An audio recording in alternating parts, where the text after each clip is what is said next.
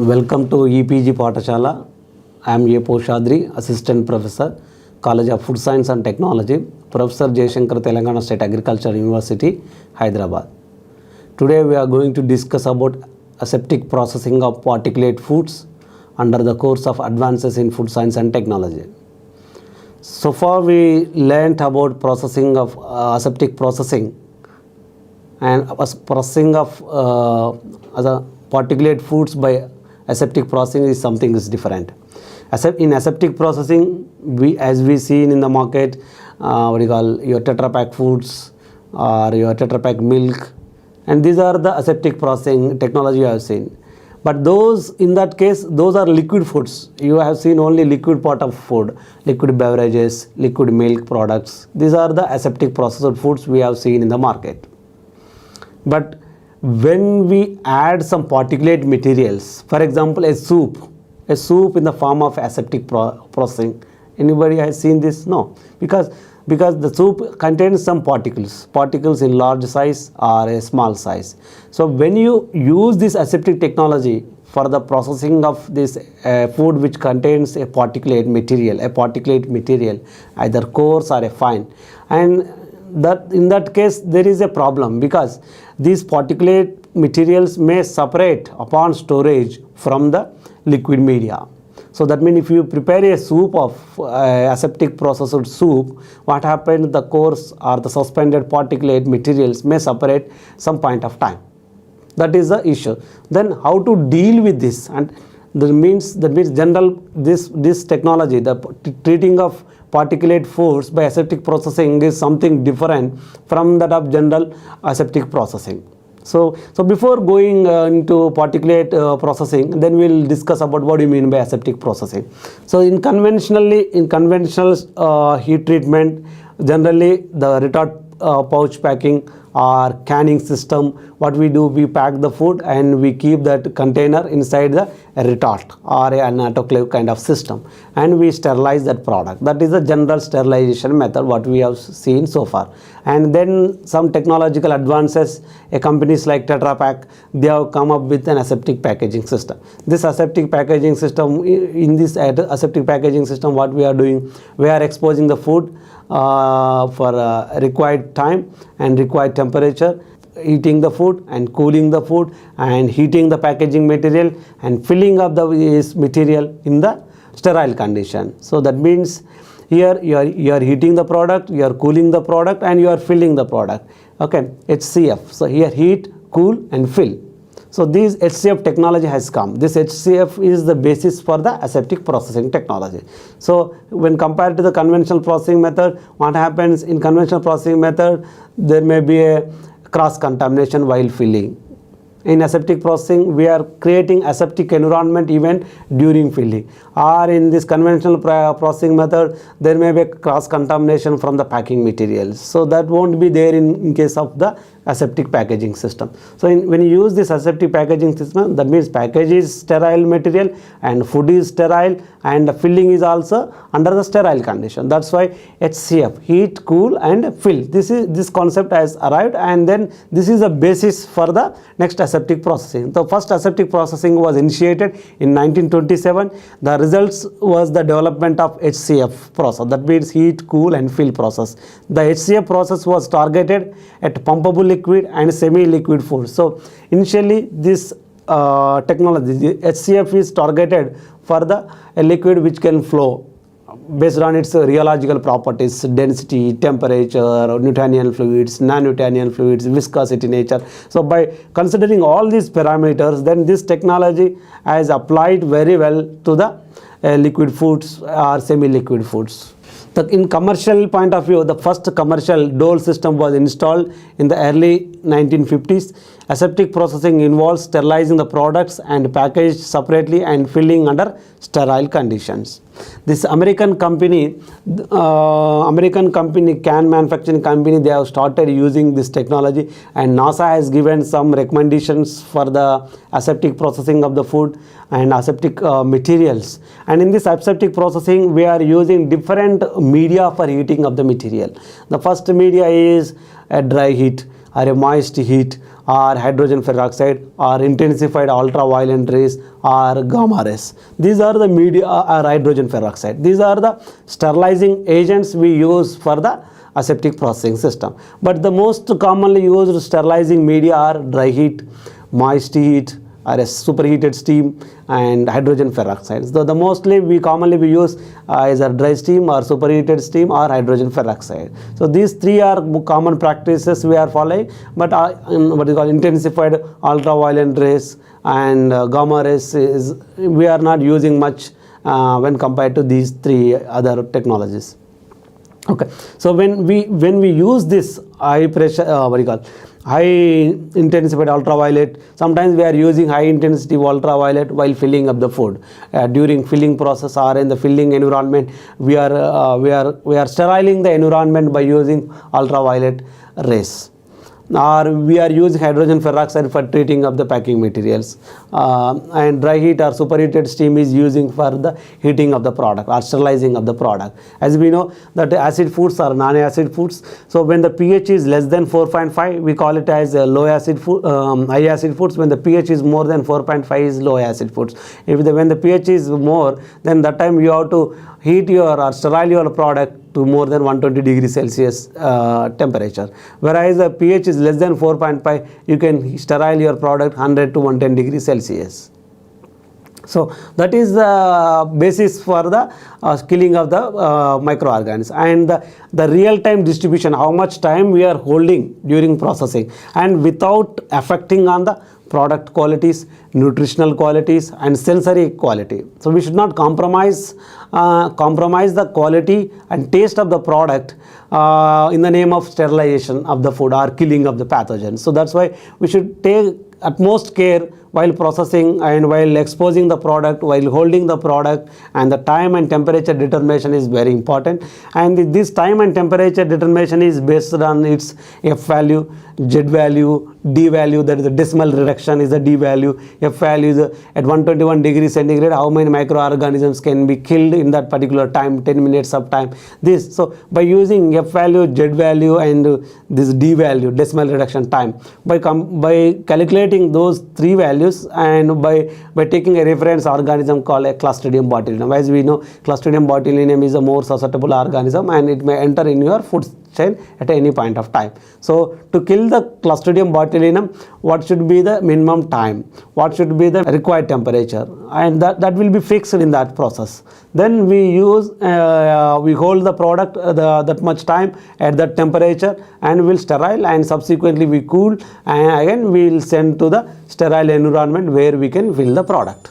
So now in the picture you can see here you have such a mechanism that we are heating and cooling the product. That process because of the back pressure, and it maintains the required temperature and the pressure. In this picture, students, you can see a heater and a holding tube and a cooler, and it's giving a positive displacement pump through which we'll get the back pressure valve. Through the back pressure we are getting, that means the process temperature we are holding for the required time. You can see the T is equal process temperature, so there we'll maintain this 120 degrees centigrade degrees Celsius or 100 more than 110 degrees Celsius we hold for that time. And because of that when you expose the food for that much time, that all the pathogens, all the organisms present in the food get inactivated or destroyed. Then after that we'll cool it, and then we'll fill in the sterile environment. So why we call it as an aseptic means asepsis means a complete removal of the microorganisms from an area. Asepsis, as we know, asepsis means a complete keeping out of microorganisms. Keeping out of microorganisms from the food or from the environment where we handle. So that means asepsis. So asepsis, from asepsis, the word has come aseptic packaging, because we are sterilizing the packing materials, and we are creating the asepsis conditions for filling up the food, and we are holding the time for residence and the heat transfer. The heat transfer, again, heat transfer coefficient, the real-time RTD, real-time distribution, and all these real-time distribution heat transfer coefficients are we are reckoning them before by considering F value, Z value and D value of that particular bacteria or a particular microorganism. Next, applications of aseptic processing. So where we are applying this aseptic processing, mostly for the liquid foods, liquid beverages, flavored milk. The first aseptic product was introduced in early 50s, a product called a dairy flavored beverage milk. That means what we see in the flavored milk, ready to drink flavored milk, we will see in the market. So that flavored milk was launched in aseptic packing material in 1950s by using some chocolate flavored milk. And then after this applied to several fruit juices. Almost all fruit juices are nowadays available in the aseptic packaging system. Almost all beverages are available in the aseptic packaging, dairy beverages especially, or even non-alcoholic beverages are coming in the aseptic packaging system. So this technology is now applying to all the foods. So this heat transfer coefficient and the real-time distribution for a particular food depends on few properties, especially the rheological properties, thermal properties, flow rate, what the flow of the material in the heat transfer system or the heating system, how much time it is taking a flow. That means if we don't maintain the proper flow, then when you hold it for several time, then there may be a problem of charring.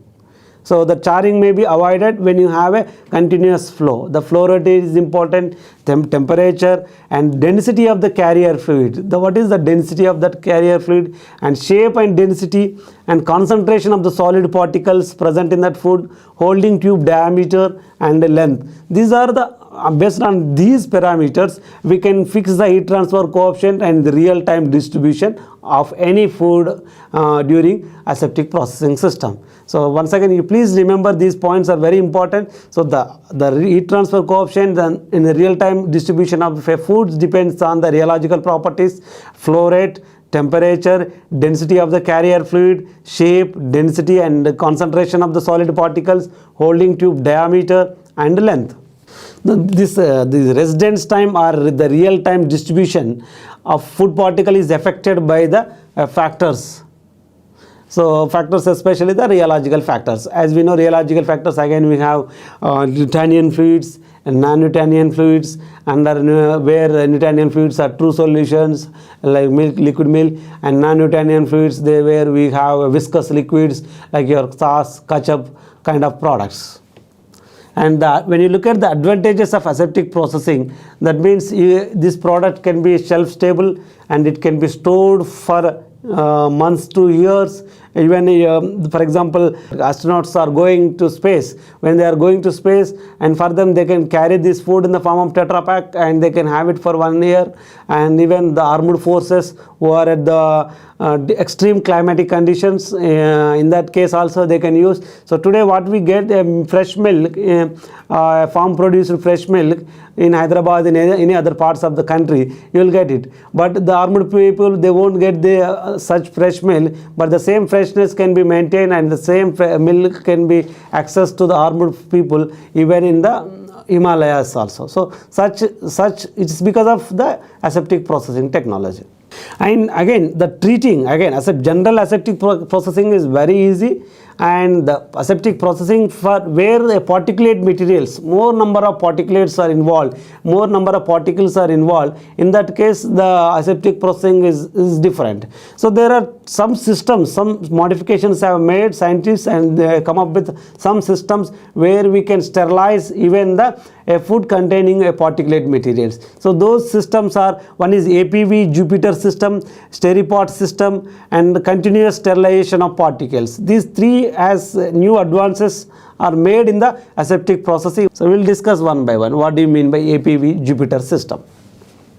So what happened in this APV Jupiter system? First, whatever, if any food contains, for example, we'll talk about the soup, a liquid soup. So soup contains some herbs, some coarse particles, some other vegetables, dried vegetables, or some spice condiment in the form of grits, for example pepper grits or a garlic grits or any herbs.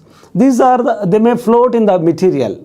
And so that means we won't get the what you call specified aseptic conditions. In that case, so they have come up with a technology that where they can first they sterilize the liquid medium, then they sterilize this particulate material, and they mix in a vessel called double cone aseptic processing vessel. So in that double cone aseptic processing vessel, they mix this liquid media as well as this particulate media, and then they sterile it for some time, and where if it any condensate forms, that condensate will be removed by the air.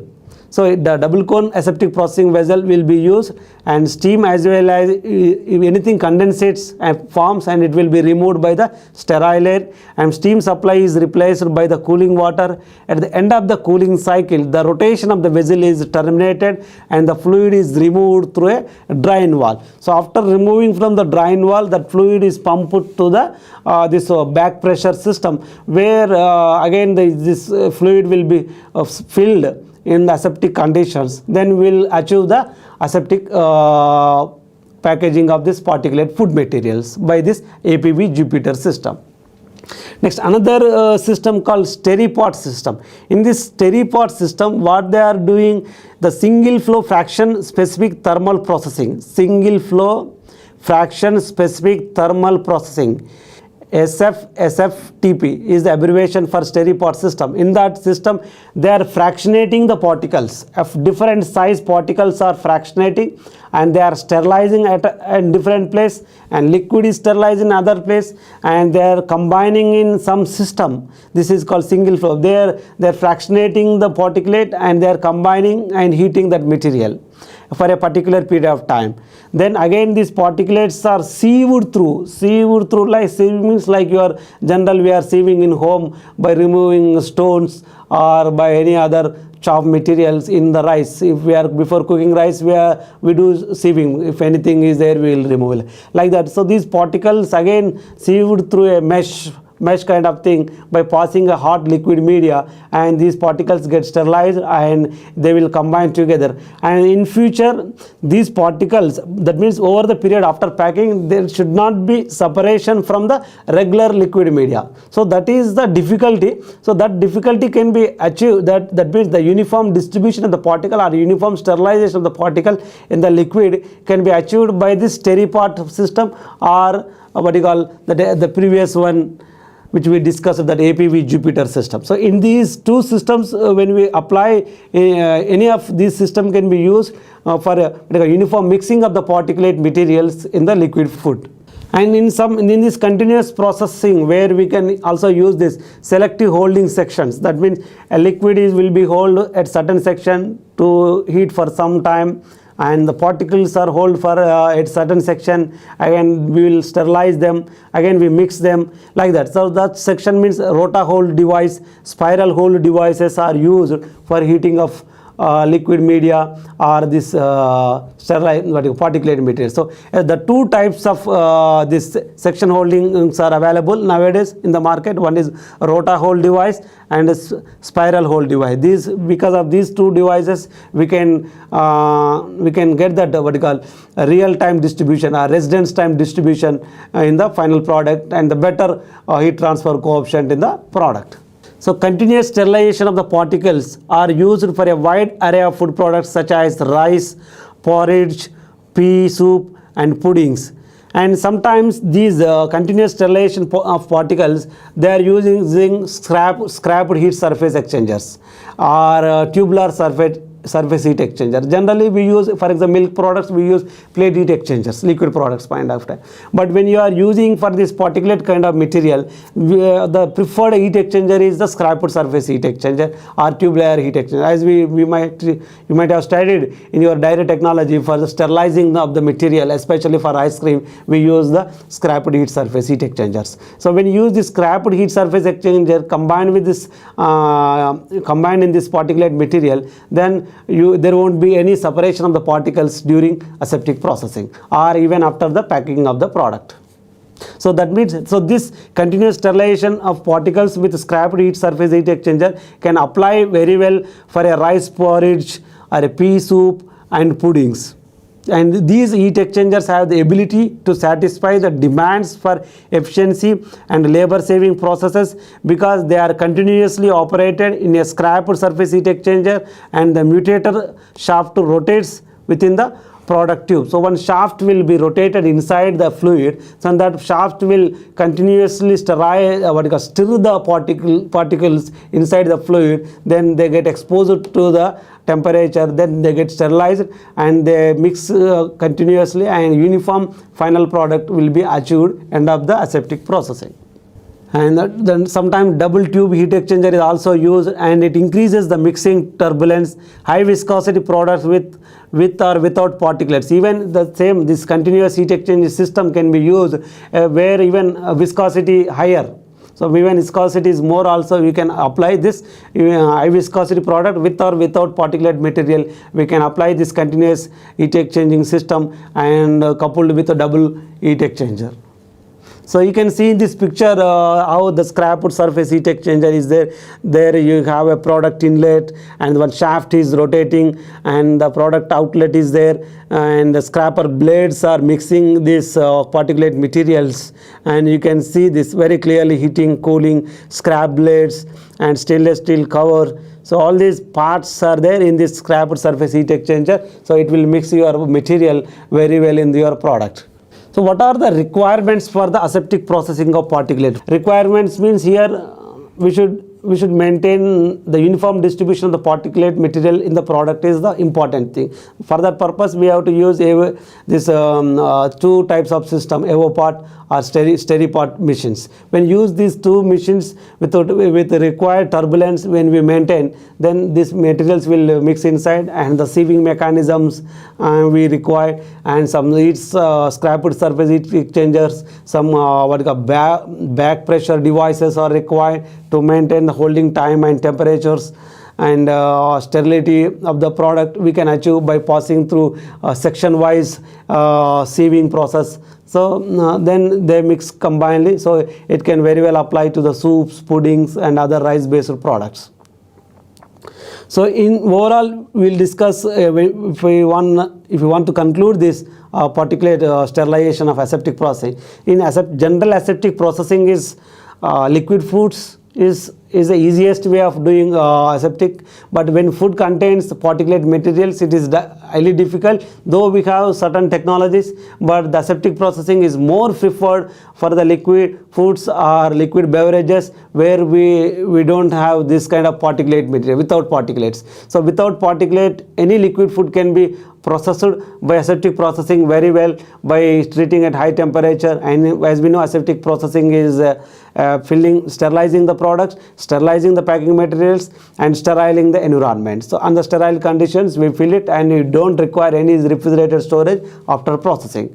And for the liquid food, it is easy, and it can be transported. The product can be distributed throughout the world, any corner of the country or any corner of the world. So that is the advantages with the aseptic processing technology. And here the quality of the product and safety of the product is absolutely good, because there is no microbial growth and there is no compromise on taste and quality of the product. But when it comes to a particulate materials or a solid food products, so this aseptic packaging is not suitable, because the heat transfer coefficients and the real time, that is residence time distribution is vary, and maintaining that is difficult. If you maintain it also, and there may be a separation of the particles from the packing material. So these are the limitations for that, and still research is going on how best we can implement this aseptic processing for the food where particulate materials are present.